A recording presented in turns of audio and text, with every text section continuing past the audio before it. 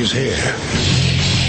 Now, broadcasting from the underground command post, deep in the bowels of a hidden bunker, somewhere under the brick and steel of a nondescript building, we've once again made contact with our leader, Mark Levin.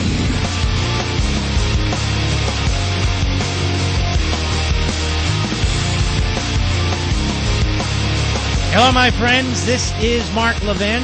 Our number, 877-381-3811, 877-381-3811. You have no idea how many people are recording this show. We're going to record this show. Let's hang on his every word so we can show that we don't want him as the new face of conservatism. Let's hang on his every word. Yes, I've been dealing with a handful of backbencher bloggers. And if it wasn't for me, they wouldn't have any hits on their websites to matter, or any comments. And so I decided to level the playing field a little bit. And next week we will have our own special link on the world's worst bloggers. I haven't decided if that's the final name or not, but we will have that section on my website, and you'll be able to go to these links and to comment.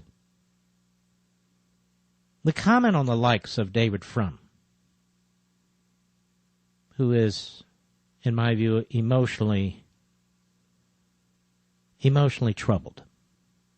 That's just my opinion. I can't state it for a fact, but I've been dealing with him over the last few weeks, and something's just not right there. He's always upset with us. Looks very much down on you and me. He's just so smart. Then a guy named Rod Dreyer. Never heard of him? I'm not surprised. His head is always spinning. He doesn't know what he stands for or why he stands for it. He's evolving on a daily basis. Nasty little twit. He's got a blog site, too. He was very offended at how I treated a particular caller. He thinks I'm a creep. Then somebody by the name of Connor Friedersdorf, if that is his name. Henceforth, Connor's Friedersdorf. Very accomplished. I think he's a master's student somewhere. Was a journalist. Very, very important voice for the conservative movement. Oh, you never heard of him? Oh, well, that doesn't count, he says. His brilliance doesn't require an audience. And there are others, and we will link to them. We will call them out. We're going to have some fun. We're going to get involved in some of the blogging world. And if they're going to attack you, attack me, attack Rush, attack Sean, it just seems to me that they have to get to know us a little better. Because we know who they are. Well, you don't. I do. Anyway, moving on. Are you enjoying your freedom today? Driving a car you want to drive? You have pretty good health care coverage despite what the politicians say. You have gasoline for your car when you need it, electricity and oil, natural gas for your home when you need it. Everything pretty much works, doesn't it? You're living the American dream, really. You're living better than virtually any other human being on the face of the earth. And many of us know that. And that's why we cherish where we are. We cherish our form of government. We cherish capitalism. We revere our Constitution and Declaration of Independence. We appreciate where we are and everything we've earned. That's all going to change, ladies and gentlemen. It's all going to change. Listen to this. I will talk about the court later. This nominee's not going anywhere yet. This battle's going to take a few months. Nobody has any new information today. I'll get to her later, but let us stay focused on a few more issues. while they throw one dart after another at us. We can do this. This from the Washington Compost. With budget deficits soaring and President Obama pushing $1 trillion-plus expansion of health care, some Washington policymakers are taking a fresh look at a money-making idea long considered politically taboo, a national sales tax, or a value-added tax, a VAT tax. Now, folks, as an aside, don't confuse this with the fair tax. Under the fair tax, you would have to abolish the federal income tax in the 16th Amendment. They mean a national sales tax on top of the federal income tax and all the other taxes we pay as individuals, small businesses pay, and all the rest of it.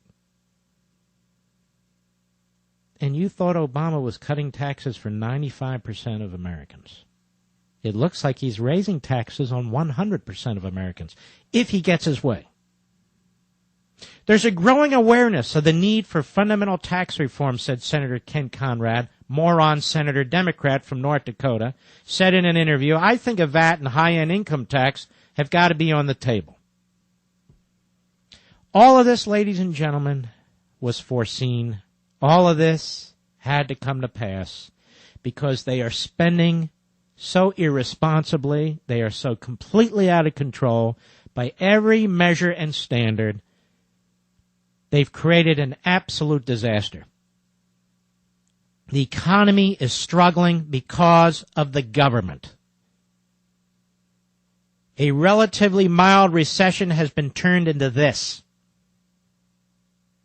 And rather than slash taxes across the board for individuals and businesses and capital gains, rather than increase liquidity in the private sector so that it can expand and hire people and invest, the opposite is happening.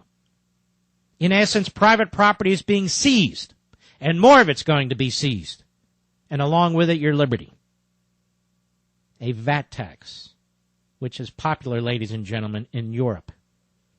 In these old socialist decaying systems in Europe, which are stuck and can't find a way out. That, ladies and gentlemen, is what we're copying. It's not change, it's not hope, it's a disaster. The Washington Compost writes, a VAT tax is a tax on the transfer of goods and services that ultimately is borne by the consumer. Highly visible, it would increase the cost of just about everything, from a carton of eggs to a visit with a lawyer. It's also hugely regressive, falling heavily on the poor. But VAT advocates say those negatives could be offset by using the proceeds to pay for health care for every American, a tangible benefit that would be highly valuable to low-income families. So let's step back and think about where the statist is taking us. First, they spend us into oblivion, not today, not tomorrow, but as far as the eye can see. So we now have massive, multi-trillion-dollar, $10 trillion deficits over the next decade.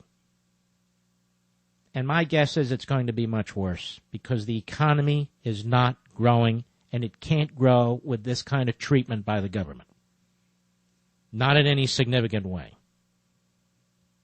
So then they say we need national health care. Now, we don't need national health care. The vast majority of Americans have health care or have access to health care. But they want to control not only your material wealth, as I've talked about before, but you, physically. They want to decide if you live or die, or if you live well or not at all. And they will do it. Just look at what they're doing with the automobile bankruptcies. They're picking winners and losers, and they will pick winners and losers when it comes to health care. It's called rationing.